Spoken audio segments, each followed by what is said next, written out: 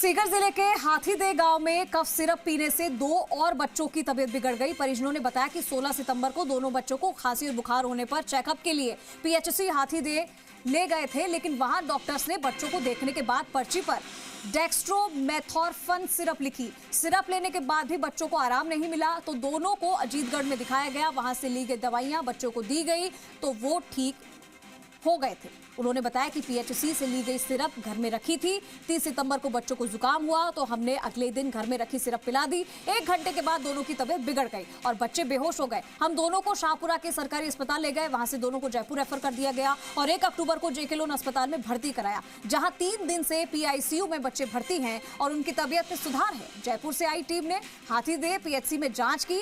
वहीं विभाग ने कफ सिरप मामले में हाथीदह पीएचसी डॉक्टर पलक कुलवाल और फार्मासिस्ट पप्पू सोनी को निलंबित कर दिया।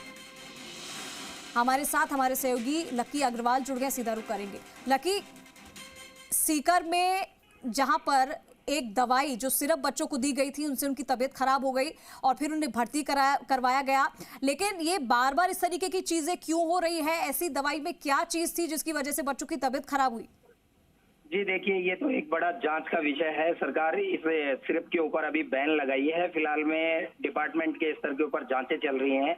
जयपुर से भी कल एक विभागीय टीम जो गठित की गई थी वो भी पहुंची है। सीकर से जो सीएमएचओ के नेतृत्व में जो टीम गठित की गई थी वो भी कल हाथीदह पीएचसी पे पहुंची है। बीसीएमओ डॉक्टर राजेंद्र यादव हैं, वो स्वयं मॉनिटरिंग कर रहे हैं। वो बार बार पीएचसी पे जाके निरीक्षण कर रहे हैं। विभाग ने भी मामले में प्रसंज्ञान लेते हुए एक डॉक्टर हैं पलक कुलवाल और फार्मासिस्ट हैं जो पप्पू सोनी, उनको कल निलंबित के जो आदेश जारी किए हैं। उसके बाद में लगातार गहनता से जांच की जा रही है कि कहां पे ये चूक हुई है। कोई एक्सपायर डेट की दवाइयां थी या फिर मेडिसिन में इस तरीके का कोई हेलकुल था। ये एक बड़ा जांच का विषय है। जांच के बाद में ही कुछ चल पाएगा कि इसमें लापरवाही किसकी रही है, चिकित्सक की रही है, फार्मासिस्ट की रही है या किसी कंपनी की लापरवाही है। ये तो एक देखना बड़ा जांच का विषय है। लेकिन फिलहाल में डॉक्टर को और फार्मासिस्ट को निलंबित किया गया है। विभागीय जांच टीम कर रही है। लेकिन उसके बाद में कल देर शाम को एक मामला फिर और सामने निकल करके आ रहा है कि 16 सितंबर को हाथीदह के पास में ही जो जमनावाड़ी वाली जो क्षेत्र था, वहां के 2 बच्चे हैं, वो अपने दादाजी के साथ में उन्हें बुखार और खांसी होने पे दिखाने के लिए वो पहुंचते हैं। वो सिरप लेते हैं। सिरप लेने के बाद में वो घर पे रखते हैं। दूसरे दिन उनकी ज्यादा तबीयत खराब होती है तो वो सिर्फ अजीतगढ़ अस्पताल में दिखाते हैं।